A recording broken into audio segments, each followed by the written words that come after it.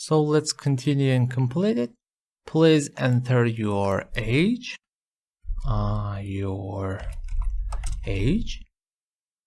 And stored here. Let's define another string, them, str name as string.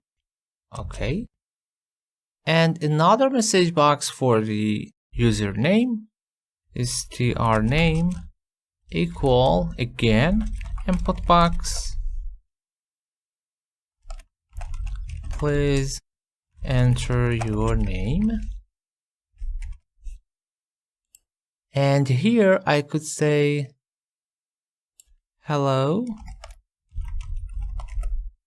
Actually, quotations. Okay. And the name str name. Let's show for now ampersand. You have again ampersand and age ampersand years or year old. Okay.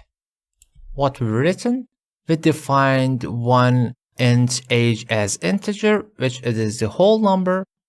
Str name, it is the name as a string with any character. And we get the user age stored inside of int age, and the name is stored inside of str name. And we set message box hello, the name, and space you have the age we will get at the first year old. Let's run and check it. Please enter your age 42. Okay. Enter your name Alicia. Okay. Hello Alicia, you have 42-year-old. Okay.